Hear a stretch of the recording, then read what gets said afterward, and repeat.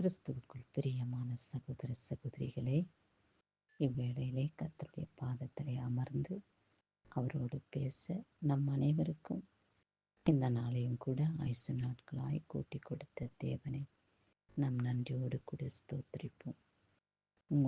உங்கள் அனைவருக்கும் என் அன்பார்ந்த ஸ்தோத்திரம் வணக்கத்தை தெரியப்படுத்துகிறேன். இதோ இந்த மாதத்திலே 15 நாட்களாய் கர்த்தர் நம்மை காத்து கொண்டு வந்தார். இந்த 16வது நாளைய கூட கர்த்தர் நமக்கு கூட்டி கொடுத்தார். அவருடைய பரிசுத்த நாமத்துக்கு கொடான கூடி ஸ்தோத்திரம் என்று ஏறெடுப்போம். அவருடைய அன்புக்கு, அவருடைய இரக்கத்துக்கு, அவருடைய மகிமைக்கு அளவே இல்லை.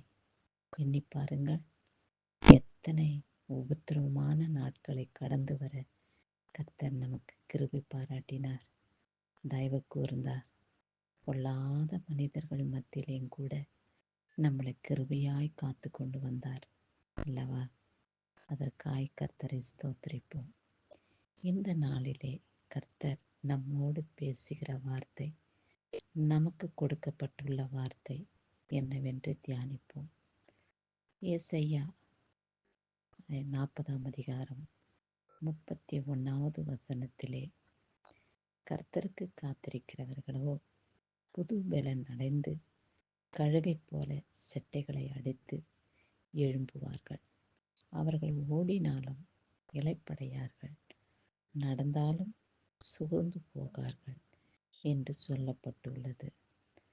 நம்முடைய சரீரம் பலவீனமாய் இருக்கிறதே, சுகவீனமாய் இருக்கிறதே, நடக்க முடியலையே, சாப்பிட முடியலையே, படுக்க முடியலையே என்று கஷ்டப்படுகிறீர்களா?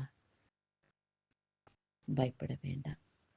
கர்த்தர் உங்களுடைய பலவீனத்தின் மீது அவருடைய பலனை பூரணமாய் விளங்கச் செய்ய கிருபை உள்ளவராயிருக்கிறார்.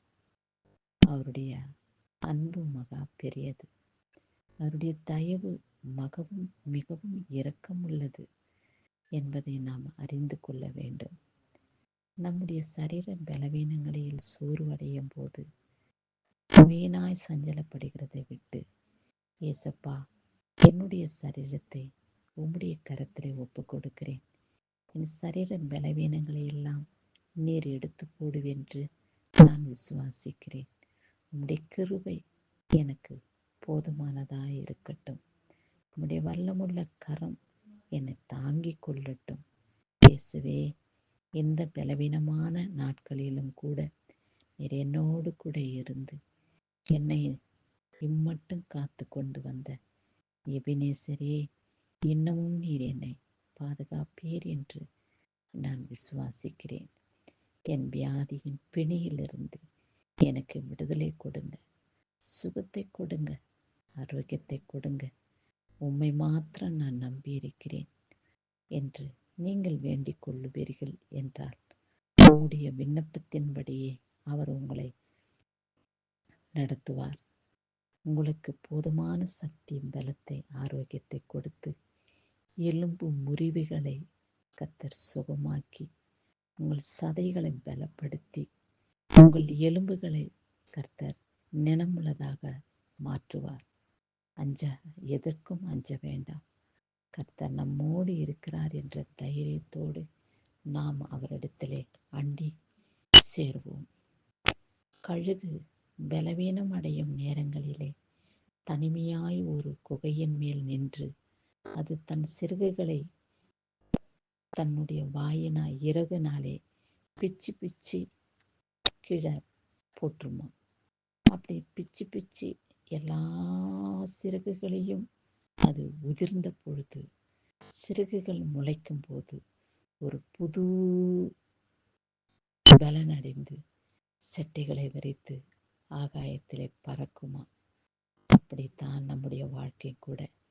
நம்முடைய சரீரம் பலவீனமாய் ஏற்பட்டாலும் கூட அவருடைய இரத்தம், அவருடைய இரக்கம் நம்மேல் பாய்ந்தோடும் போது, இறங்கும் பொழுது நமக்கு புது பலன் உண்டாக்கப்படும். புது ஒரு பலத்தை பெற்றுக்கொண்டு இந்த உலகத்திலே வாழ்ந்திட பிறர் ஆச்சரியப்படக்கூடிய அளவுக்கு கர்த்தர் உங்களை காத்து ரட்சித்துக் கொள்வார் என்பதை சந்தேகப்படாமல் விசுவாசித்தால் இந்த மகிமையான ஆசீர்வாதத்தை பெற்றுக்கொள்வீர்கள். கிறிஸ்துவுக்கே மகிமை உண்டாகட்டும்.